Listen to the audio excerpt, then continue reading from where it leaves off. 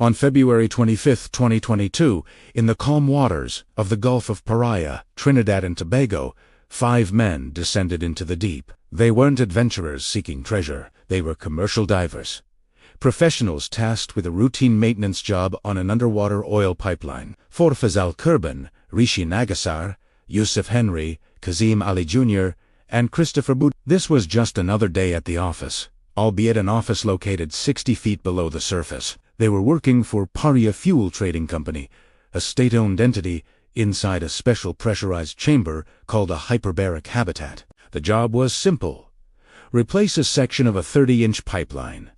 They'd done similar work countless times. It was routine, it was familiar, and it was supposed to be safe. But the ocean holds secrets, and industrial sites hide dangers that can awaken in an instant.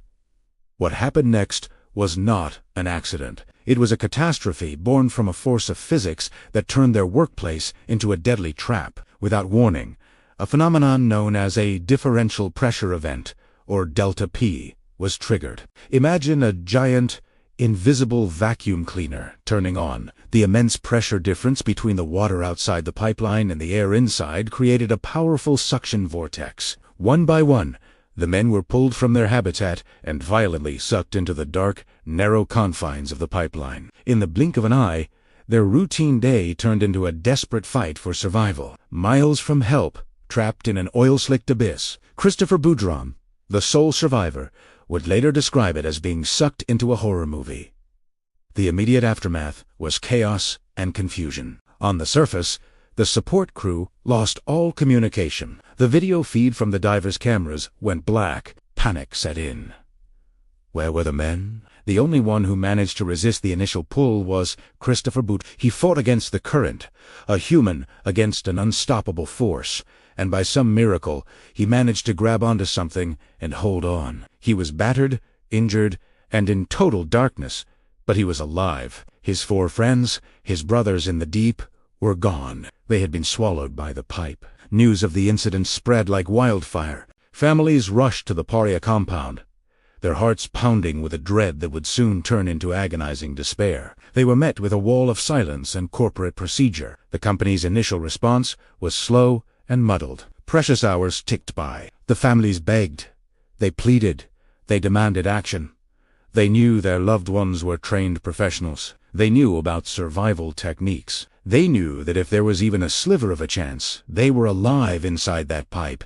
Time was the most critical factor. The diving community rallied, with experienced volunteer divers offering their help, ready to go down and search for their missing colleagues. They argued that a rescue operation was not only possible, but necessary. But Paria's management made a fateful decision. Citing safety concerns and the instability of the pipeline, they deemed a rescue attempt too risky. They blocked private divers from accessing the site. Instead of a rescue, the operation was reclassified as a recovery. This single word was a death sentence. It meant the company had given up hope. For the families, this was an unbearable betrayal. Their husbands, sons, and fathers were not just statistics or liabilities. They were men trapped, and possibly still alive, waiting for a rescue that would never come.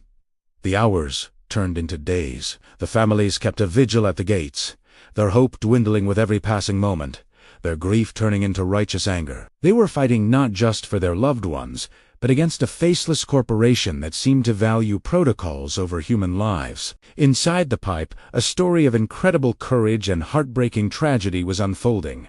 A story we would only know thanks to the lone survivor, Christopher Boudram. After being sucked in, he found himself in a pitch-black, oil-filled tube. He was injured, disoriented, and breathing air from a small tank on his back. He called out for his friends. Miraculously, he heard replies. Faisal Kurban was near him. Further down, he could hear the faint voices of Kazim and Yusuf. They were all alive, trapped together in the darkness. They tried to stay calm, to conserve air, to keep each other's spirits up. Faisal, a senior diver, tried to take charge, telling them, "Don't panic, we're going to get out of this." They huddled together, sharing warmth and hope, believing that help was on its way. They could hear noises from outside the pipe, sounds they interpreted as rescue efforts. This gave them strength. They believed their company Their colleagues on the surface were moving heaven and earth to save them.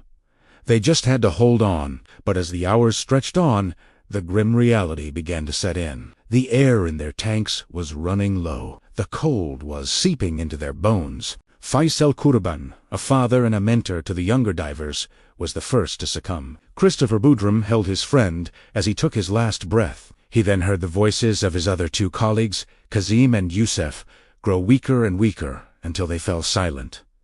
He was alone, surrounded by the bodies of his friends in absolute darkness, with his own air supply dwindling. Christopher faced an impossible choice: give up and accept his fate, or fight. He chose to fight, fueled by a primal will to live. For himself and for his family, he began the arduous journey back. He crawled over his fallen friends, inching his way through the suffocating darkness of the pipeline, his body screaming in pain, his mind reeling from the trauma. He pushed forward, navigating by touch and memory, all the way back to the opening of the habitat where the nightmare began. He emerged from the pipe, a ghost from the abyss, and was finally rescued, hours after he was first sucked in. He had survived, but he would be forever haunted by the friends he had to leave behind. The recovery of the other 4 divers' bodies began days later, confirming the family's worst fears. The nation of Trinidad and Tobago was plunged into mourning. The grief was immense, but it was quickly overshadowed by a towering wave of anger. How could this have happened? Why was a rescue not even attempted? The incident sparked a national outcry, leading to the establishment of a commission of inquiry to investigate the tragedy. The commission's hearings were televised, and the public watched in horror as the details of corporate negligence and systemic failures were laid bare. The testimony was damning. It revealed a shocking lack of risk assessment for the job. The company had no specific emergency response plan for a Delta P event, even though it was a known, albeit rare, hazard in the industry. The commission heard how Paria's management ignored the pleas of experts and the families, prioritizing legal and financial liability over the chance to save lives. The final report from the Commission of Inquiry was a scathing indictment of Paria Fuel Trading Company and its subcontractor. LMC is the diving company the men worked for. The report concluded that the deaths of the 4 divers were a direct result of gross negligence and a shocking lack of safety standards. It stated that Paria had a duty of care to the divers and failed catastrophically. The commission recommended that charges of corporate manslaughter be considered against both Paria and LMCs. For the families, the report was a validation of everything they had been screaming from the beginning. It was not a freak accident. It was a preventable tragedy. Their loved ones were failed by the very systems that were supposed to protect them. The legacy of the Paria diving incident is a complex tapestry of grief, anger, and a demand for change. It's a story about 5 men who went to work and never came home, and the one who survived to tell their story. But it's also a cautionary tale that resonates far beyond the shores of Trinidad. It's about the human cost of corporate negligence, the importance of putting safety before profit, and the incredible courage of families who refuse to let their loved ones be forgotten. The fight for justice continues. The families and the nation are still waiting to see if real accountability will follow the Commission's findings. Will there be prosecutions? Will safety regulations be fundamentally overhauled to prevent this from ever happening again? The memory of Faisal Kurban, Rishi Nagasar, Yusuf Henry, and Kazim Ali Jr. demands it. Their story is a permanent scar on the nation's conscience, a tragic reminder that the most valuable resource is not the oil that flows through the pipelines, but the human lives that are risked to obtain it. Thank you for watching. If this story touched you, please share it to help keep the memory of these men alive, and support the call for justice and safer working conditions for everyone. Follow our channel for more deep dives into stories that matter.